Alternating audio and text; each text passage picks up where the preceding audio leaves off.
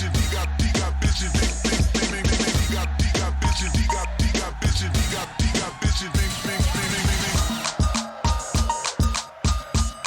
to the Bird Calls. I'm your host, David Grubb.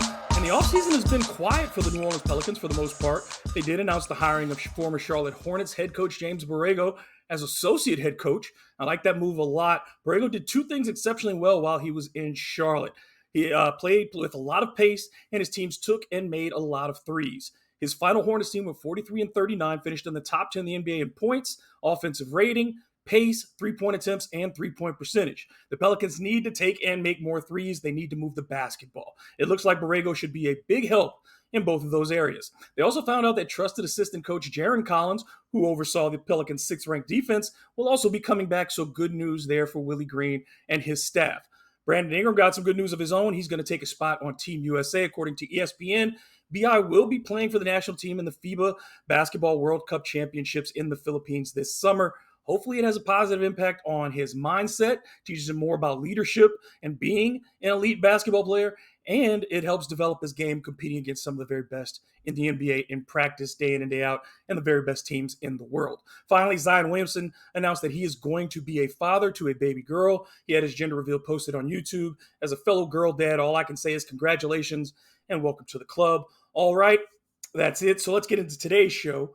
I am welcoming Alex Golden, who covers the Indiana Pacers and hosts the Setting the Pace podcast.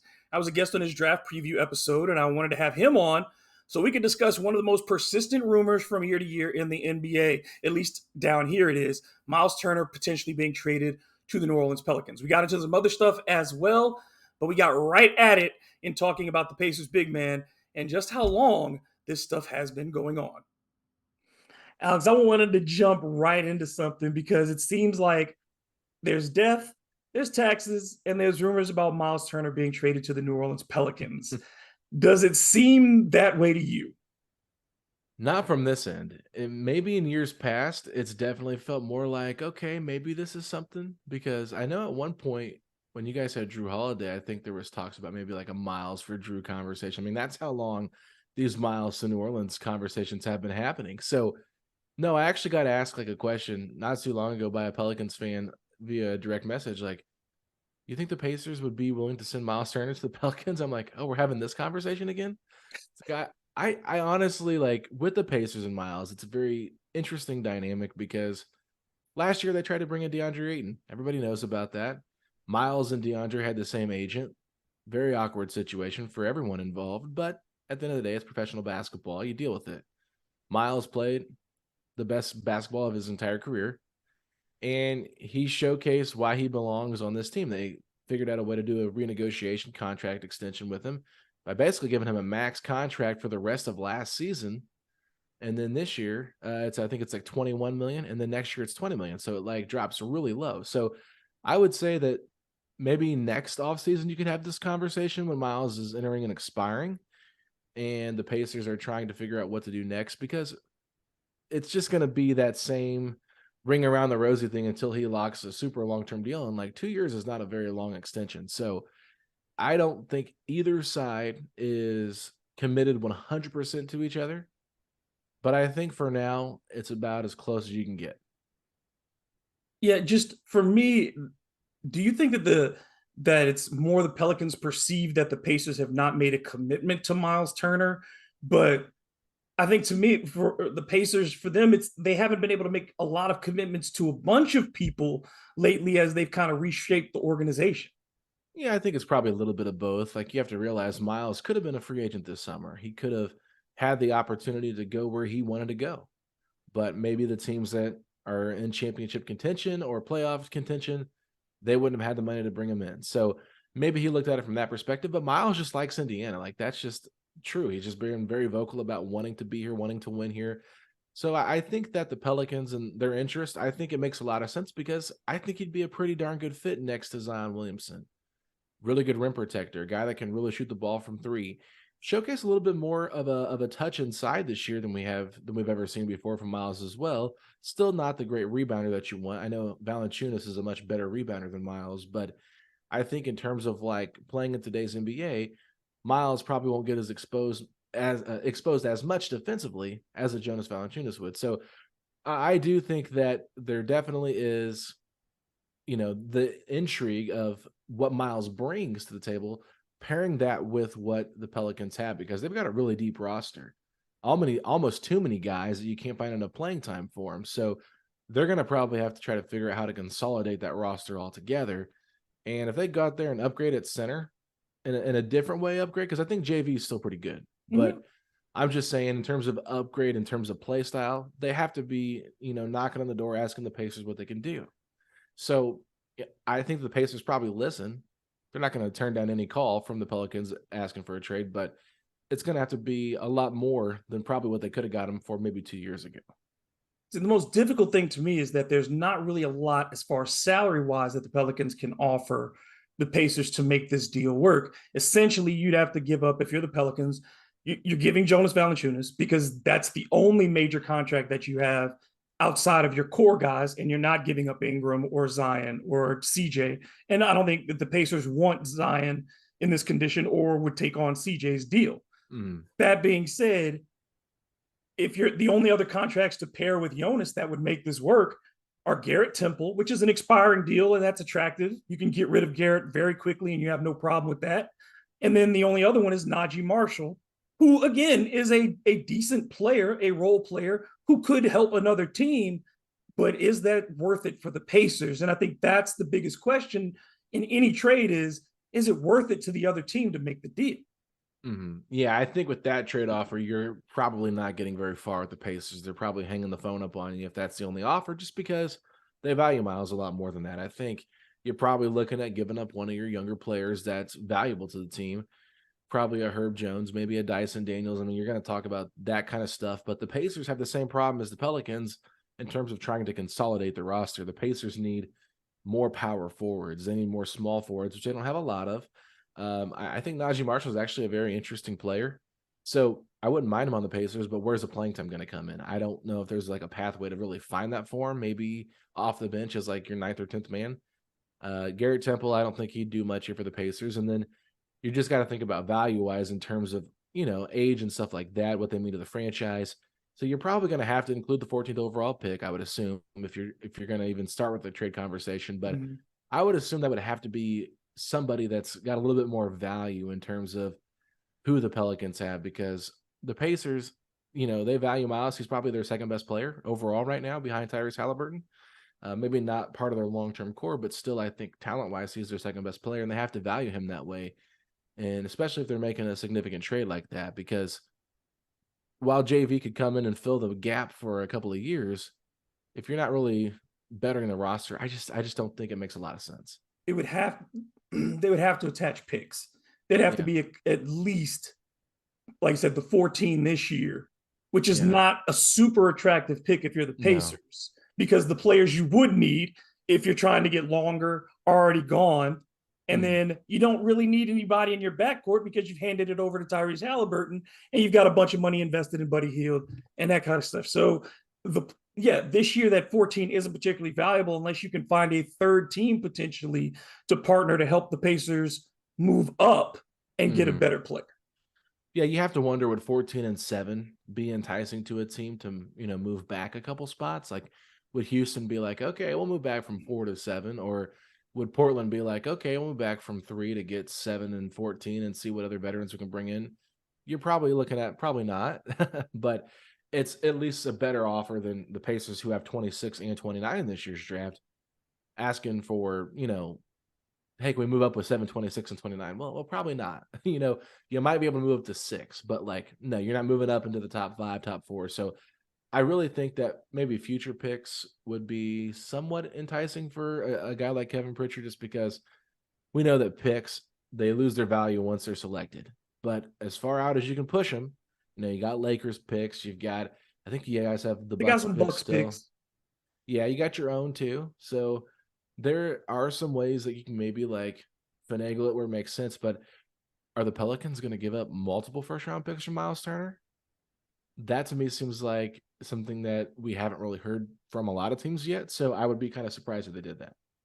And because again, if you do make the deal this year, knowing that he could become a free agent again with no guarantee that he's going to want to stay, I think it's a very, very risky move to make, Hmm. particularly with a market for bigs that changes rapidly, especially when contending teams. And we look at the West with Jokic being the fulcrum, and as long as Embiid is still the fulcrum in the East, you're going to need somebody who can protect your rim and shoot the ball a little bit as well. Yeah, and I think like looking at what the finals has shown us, having bigs that can play make is really nice. And Miles is not really known for that. But I think that with the roster that New Orleans has assembled, you're talking about Herb Jones, CJ McCollum, Brandon Ingram, Zion. I mean, you throw Miles in that mix, that's a pretty good starting five. So you got to feel pretty good about that. I'm assuming that you're starting five if that were Miles in there for JV, but Jose Alvarado, like he's got a lot to his game as well. Like this is a good Pelicans roster, so they're a prime team that does make sense to try to go out there and better their roster. I even thought about them potentially as a DeAndre Ayton team if he was going to be on the move. I thought, could they offer JV plus some depth to Phoenix because we know Phoenix He is needs depth. not popular here, though. So Is fan he base, he's not popular with the right? fan. Is he popular with any fan base right now? I think he's gotten such a bad narrative in the media, all across national media, because of his body language, relationship with his coach, that people have kind of soured on him and don't think he's as good as he is. But 18-8 is still pretty good. And I think he could just use a new environment, honestly. Like get him a good coach, which Willie Green, former coaching staff, right, with the Phoenix Suns. So there is that connection as well. But also, I don't know if he's going anywhere anyway with Frank Vogel there on the roster and what he can do with big men because we saw him get the best out of guys like Roy Hibbert. So I just wonder, you know, do the Pelicans at this point have enough in them to realize that maybe they should just run it back with the same roster, don't make a lot of changes, maybe consolidate some areas, but JV is a very serviceable center. You know what I mean? Like I don't think like he's the major problem. No, So it's to me, it's like, yeah, it's an upgrade to get Miles for sure, but and you should always try to better your team. But I think they could consolidate and find other ways to get better. And honestly, if Zion could just stay healthy and figure himself out and get himself in the best situation for himself, then this Pelicans team can go a lot further than they went this year. Because I think at one point, a lot of people talked about them being like a sleeper in the Western Conference, a team that could maybe make it to the West Finals or at least the second round and really be problematic for these other teams. But it just seems like it's kind of falling apart towards the end, and it's like what's happening with this roster. So I feel like they're kind of stuck in the middle a little bit. yeah, I'd like to see them get more toughness, and I don't think taking Jonas out of the equation helps that. I think Mm-hmm. what you have a problem is that behind Jonas, there are no bigs. Jackson Hayes in 4 years did not get better. I was doing some free agent, some just examining free agents for the Pelicans, and Yuta Watanabe, who is Yeah. an interesting prospect at small forward, had only one fewer games with 2 blocks than Jackson Hayes did this Mm, year. So that's when crazy. when you have that kind of stuff behind, you can't protect the rim. Billy Hernan Gomez cannot protect the rim. He's a good third big, but he's an offensive guy, and he's a yeoman. So the Pelicans have not had anybody to back up their center or to back up Zion because again, Larry Nance Jr., a very good player, but has shown that he can't play more than 50 games a season. He Mm. just gets hurt, and at 6'7", he has no business playing backup center. And he had to play that this year for the Pelicans. So if they can get a legitimate backup big, I think with Jonas, they're fine. It's not the Jonas minutes that are the problem. It's when he's off the floor or they don't use him that becomes the problem. Yeah, and I mean, I know this might not be a popular take, and I know I'm a Pacer guy, so this might sound like me trying to get off of somebody, but Daniel Tice is in Indiana. And I think that could be a serviceable big man because we've seen him be serviceable for the Celtics when they've been in the playoffs.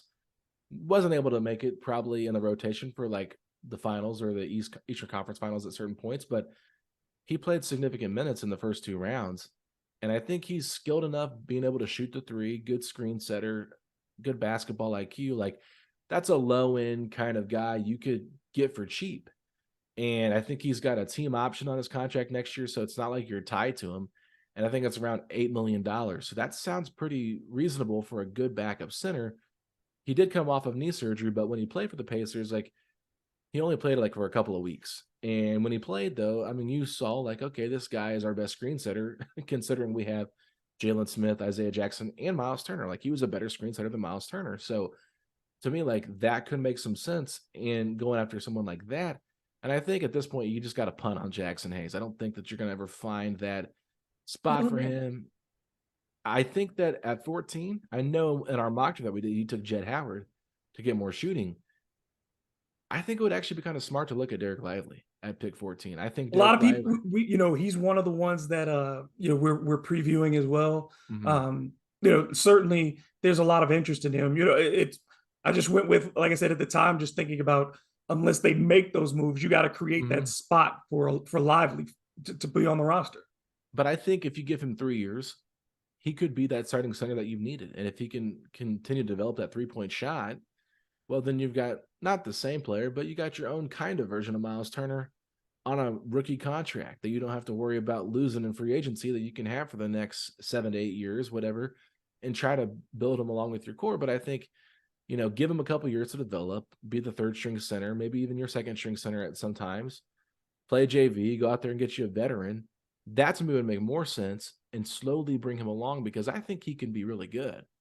Uh, Duke was just in a weird spot this year with everything that happened and transpired with the coaching change of Coach K to John Shire, trying to figure each other out. And they really had a nice end of the season before they went out in the tournament. I think they won like 9 or 10 games in a row, something like that. So they started figuring things out. And I feel like with his athleticism and the shooting that he showed at the combine, if that can translate, that's a pretty good player. So, I mean, if I I'm the know there's Pelicans, interest. yeah. I know that the Pelicans have interest. It's going to be how the draft falls, and certainly Mhm. what they end up doing with Jackson is a big part of that. How they maneuver to get him out. I don't think they have any interest. I think the other part of it is the NBA politics of it. Mhm. Willie Green doesn't have an extension. David Yeah. Griffin hasn't announced an extension. So there's a lot of pressure on this team, like you said, not only to be healthy, but they've got to win 50, like be in that Yeah. range. They can't back their way in. They can't be in the play in year 5 of the David Griffin era. So I wonder too how much of their thinking going into the draft is about, we may not be here to see this kid develop. Mhm. Well, that's fair too, and that's why I think they should be a prime team to try to trade that pick. They don't need any more players on their roster, but I'm saying if they stay there, that's the guy they should take, Yeah, just and I because was of the. heavy on that. Like, if they keep this pick. Yeah, they really shouldn't, because they already have so many young players. Like Dyson Daniels was like the 8th overall pick last year, and it was really hard for him to see the floor. Kyra Lewis was what, pick 13, 14, something like that. 13 Maybe. 2 years ago. Yeah. Yeah, I mean, 3 years ago. Yeah, and it's just like I was excited to see what he could become, and it's just like it hasn't really clicked. And so I feel like they're in this weird spot where they're trying to win now, but they're also trying to. They've been in spots where they've been trying to develop at the same time, and it's hard to do that when you have CJ McCollum, when you have Brandon Ingram, when you have win now players. That's the mindset you have to go towards. So I think they need to find a way to say, hey, we're not going to punt on all of our young guys, but let's take a look at, okay, let's see what the Raptors decide to do. I want to ask you this question Right. real quick. Um, there are folks here divided. And they say, well, if you had to make the choice, you choose BI. If you had to choose between BI and Zion, because you can't count on Zion. Mm. My thought is Zion is the only one on the roster who gives me a chance to win any series. And you give that guy as many opportunities as you can to get right before you give up on him. Yeah, that's a tough one. Because how long are we going to wait on Zion? I mean, he's thankfully he's not in the John Morant situation where he's Right. at now, because it seems like he's kept himself cleaner than that with the people he surrounded him with, right?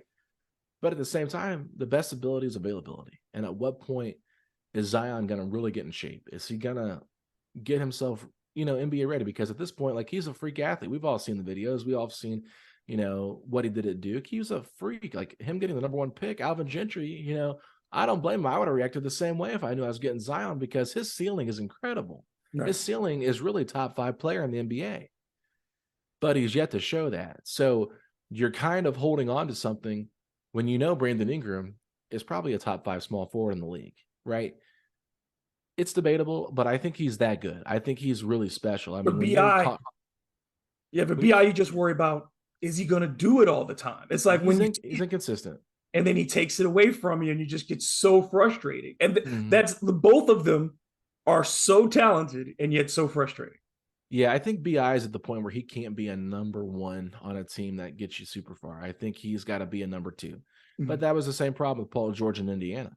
Paul George was a great player, but at one point he reached his ceiling. He latched on to Russell Westbrook, and they didn't really do much. Then he latched himself on the Kawhi Leonard, and they really haven't done that much. So, but he's even said it like, I just couldn't be the number one. I needed a Batman to kind of like latch myself onto. And that's not a bad thing. Zion can be that. But I think you have to, if you're the Pelicans, especially if you're David Griffin, and you're on the hot seat, if you get a offer that is like out of this world for Zion, I think you have to consider it because you don't want to put yourself in the same situation you do with Anthony Davis, even though you were able to screw Rob Pelinka and the Lakers because of his idiotic, you know, Anthony Davis wasn't going anywhere else. I mean, it was the Pelicans or bust, or it was the Lakers or bust. And the fact that Rob Pelinka gave you all that just to get Anthony Davis there shows you like how desperate they were. So if there's a team that's that desperate for Zion, I think you have to listen. But you're right. Talent wise, he is a much better player than Brandon Ingram at their ceiling. But at least with Brandon Ingram, you know that he's going to stay healthy relatively compared to a Zion. And I can't put all my eggs in the Zion Williamson basket at this point because I think that would be too risky, especially if you're trying to fight for your job. My gut says everybody's got 30 games this year. Mm. That Willie Green, Zion Williamson, this whole group, if the Pelicans come out after 30 games and they're like hovering around 500 or below 500, I think there'll be big changes get made immediately. Yeah, it kind of reminds me of the Pacers last season. Like they brought Rick Carlisle in 2021, 2022. They brought Rick Carlisle in, fired Nate Bjorkgren, who was a disciple of Nick Nurse, and it was going to be this new era of Pacers basketball. We're playing the Raptors style, and it just completely went, it went to the crap. Right, it was just terrible. Couldn't get assistant coaches to coach for this guy. Like nobody wanted to be on his staff. Guys that we had previously had quit. They bring in a vet, Carlisle. You got Sabonis, you got Turner, you got Malcolm Brogdon, you got T.J. Warren, you got Caris LeVert. You feel like you got a pretty solid squad that should be at least competitive in the Eastern Conference. But injuries just kept piling up. The guys started to not like each other anymore, and they hit a wall and they hit a ceiling. And Rick Carlisle said, "We're not going to win with this team. Let's strip it down. Let's blow it up." The Pelicans have been there before. They've had to go through rebuilds, and I'm sure they're tired of doing that. So at this point, though, I mean, New Orleans is in a situation where these guys are past the rebuilding stage.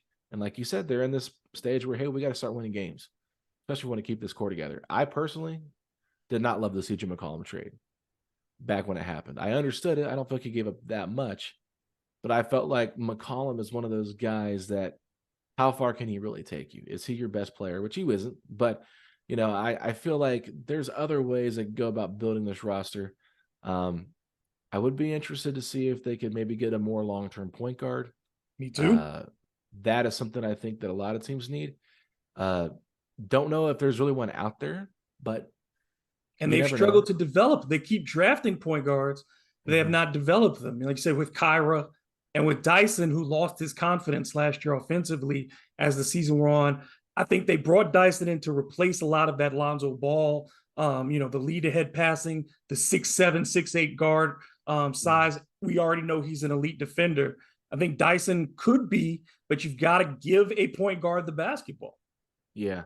Yeah, that's the thing. Like when the Pacers finally got Tyrese Halliburton, it's like, okay, now we have something to build around. And Tyrese was a phenomenal point guard last year, made the All-Star game and just kind of showcased what he can do by himself. And look what De'Aaron Fox showcased he can do by himself. So is there a team out there that has multiple point guards that you think maybe we should try to invest in trading for one of these? I don't know. I feel like point guards are Have hard you to talked come to by. Detroit? But again, it's a high cost Yeah. because Detroit, But I think, has two things that the Pelicans could use: bigs and guards, point yeah. guards. But Mhm. the price for all of those guys right now is going to be high. Yeah, and then you got to think, well, maybe bringing in an actual veteran type of guy like a Mike Conley, like what we saw Minnesota do. Like that was a really smart trade to bring him in there. I don't think D'Angelo Russell is the kind of point guard that you want. No.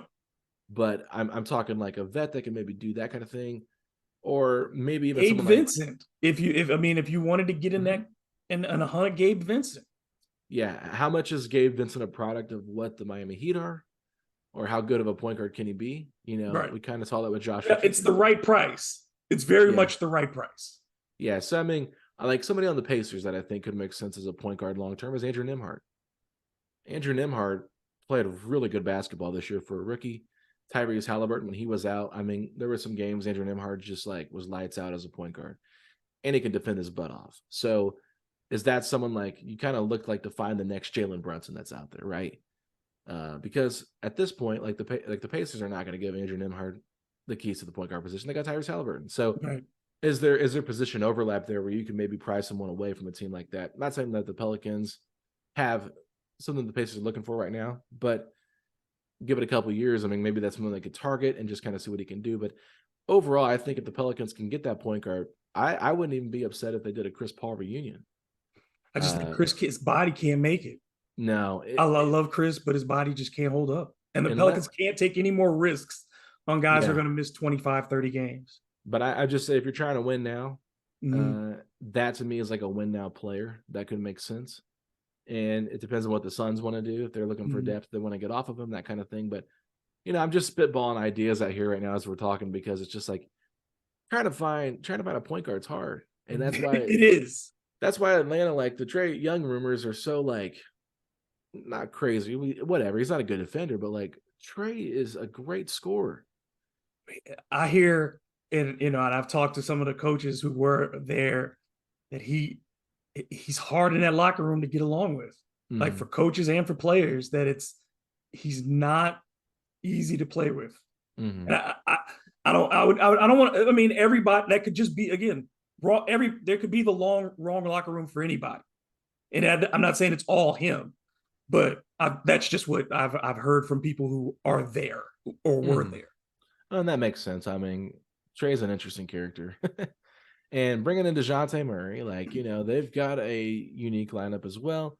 But I mean, honestly, there are some good point guards in this draft. I mean, I'll just tell you this. If Cason Wallace is there at 14, the Pelicans better run to the podium and say that name. Because I think Cason Wallace, to me personally, I think he's the second best guard in this draft. He's another guy that we are, like, in our 5 or so players that we said, these are the targets, Cason Wallace definitely in that group as well. So, yeah, I think we're seeing a lot of the similar things as far as what their needs are. I want to hit you with 2 things real quick before I let you go. Yeah. Number one, as we look at the finals and you see Denver get there, and we had the lead up beforehand, and people talking about this is not an interesting team to cover. Well, I think the NBA did itself a disservice, and I've said this throughout the playoffs, that the NBA messed this up by not featuring Denver more during the regular season, during the playoffs in primetime situations, in featuring a 2-time MVP and a team that plays an enjoyably, an entertaining style of basketball. And so now when you say they're not compelling, the NBA did that to themselves. Yeah, when people say that they're not compelling, it's like, okay, I get that Nikola Jokic is more of a quiet guy, doesn't love to do a lot of the media runs and stuff like that. But we're talking about off-court stuff.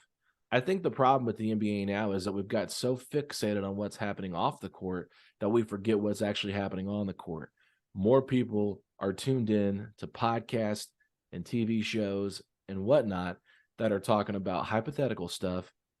LeBron to the Mavericks, right? Like all this stuff. Like, I guarantee you a small Mavericks podcast will get more downloads that week hearing about LeBron coming to the Mavericks. It's not going to happen. I'm just telling you, it's not going to happen. No. Than hearing about how good the Denver Nuggets have been and Nikola Jokic's great run to the finals. Like even the Miami Heat, like what they're doing, like being an 8 seed, making it all the way to the finals. Like that's a really Cinderella story that a lot of people should be entertained by and should be really invested in.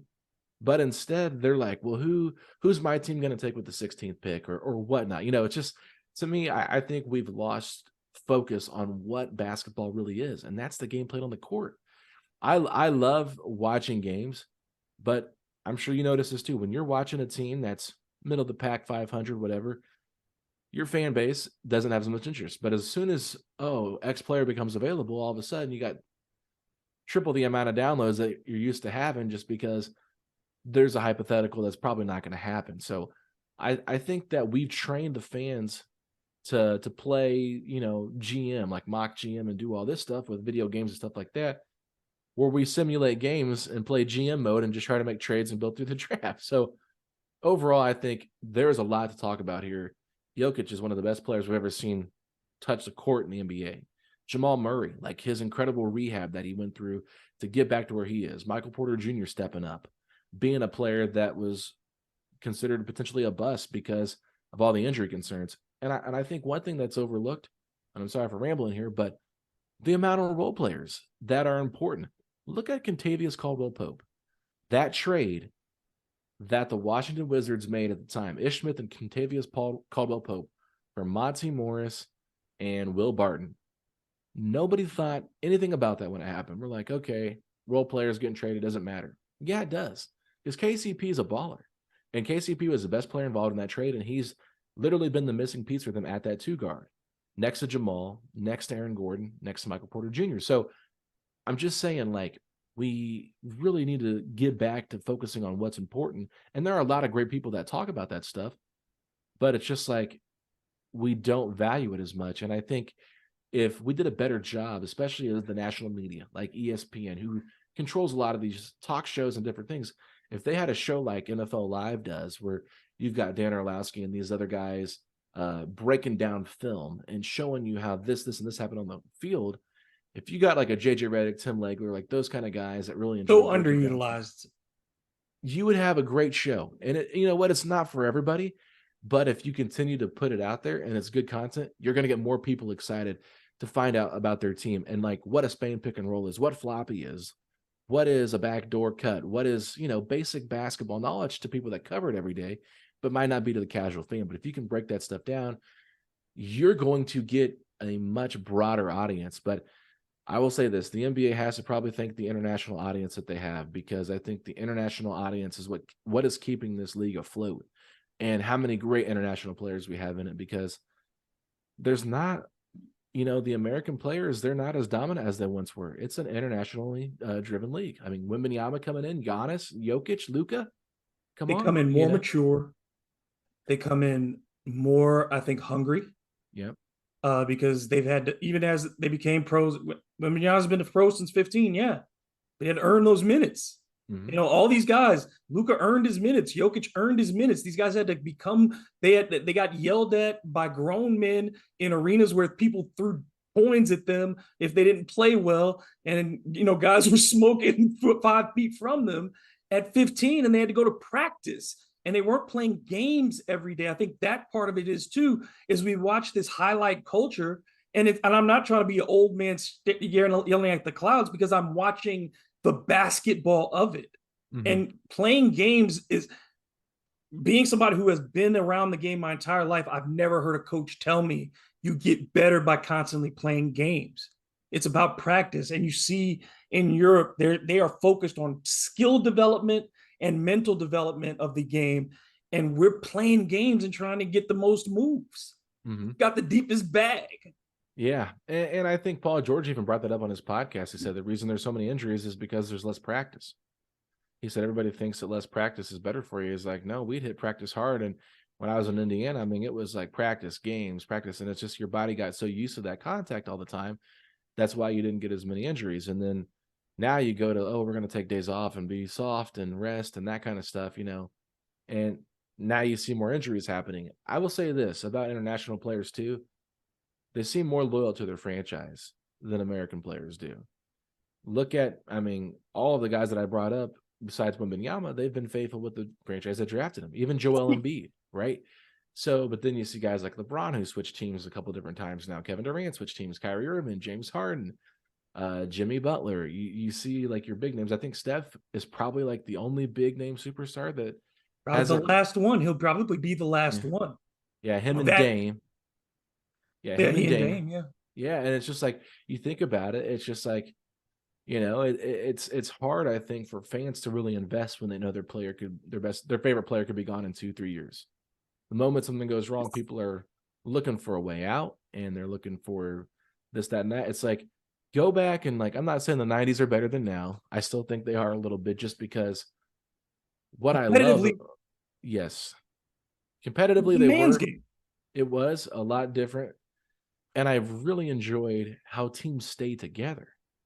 Like, for the Pacers, for me, right?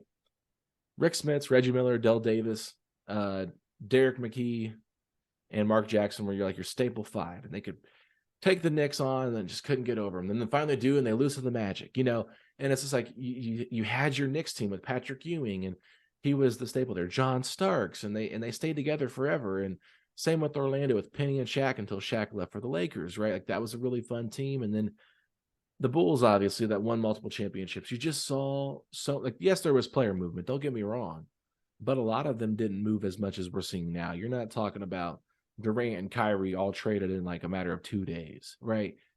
So that, to me, is where I think it was different, and the lack of rivalries has negatively impacted today's game, especially from a viewership. Because I grew up with the Pacers Pistons brawl. We hated that team, right?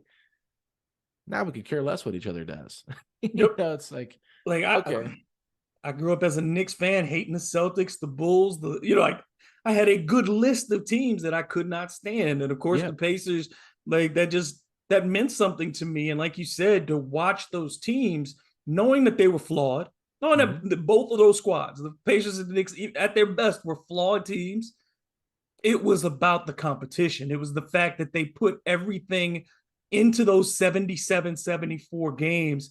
There was nothing left. hmm, You were exhausted watching it in that regard. And I feel like guys there, and as you said, more and more of these older players, Damian Lillard and DeMar DeRozan, talking about what's going to happen when the older guys who taught you that are gone, and it's these guys who've never had to learn how to win. You didn't have to learn how to win in high school. You didn't have to learn how to win in AAU. You didn't have to learn to win in college because you're only there 1 year. You got to the NBA on a bad team because you got drafted early.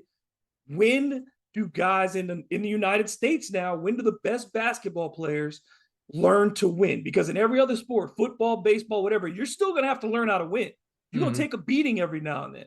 But the best basketball players in this country never have to learn how to win if they don't want to. Yeah, that's a great point. I mean, it's just everything's handed to these people nowadays. It feels like, they get told how great they are all the time. You can't say anything negative about anybody, because it comes back as like you're being harsh on a player.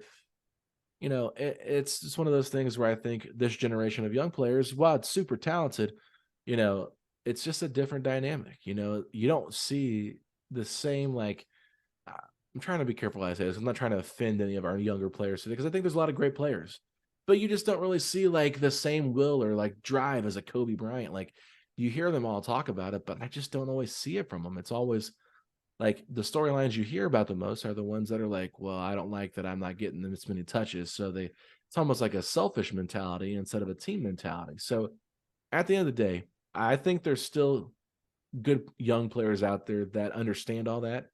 I just think the ones that maybe don't as much have gotten a little bit more of the spotlight.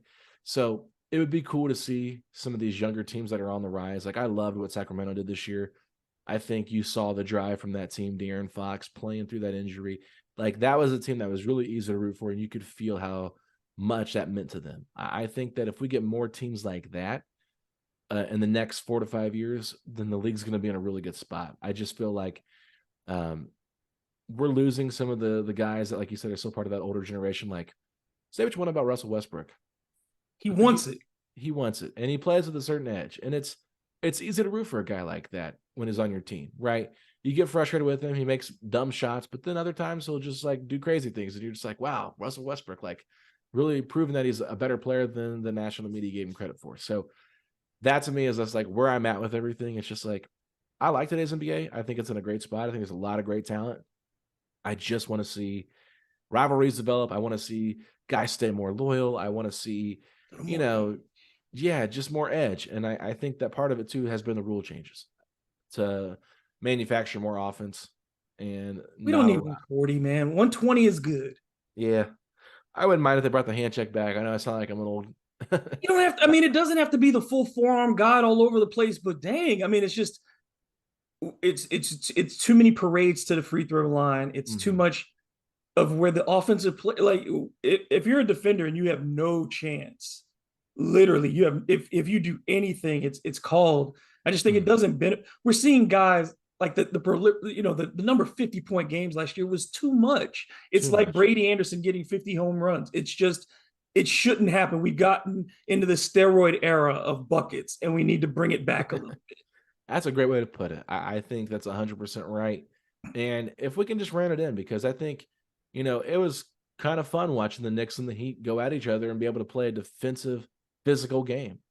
Like, I like seeing a rock fight every once in a while. I mean, I like seeing 120 points, but I like seeing a 90 to 85 final score every once in a while because it makes you just realize how much more each point is worth. Like, if you're scoring 125 points a game and you're a 20-point scorer, it doesn't seem as significant as being a 20-point scorer on a team that scores 95 points a game. So it's just like, yeah, there's a lot more scoring going on, but there's also a lot worse defense.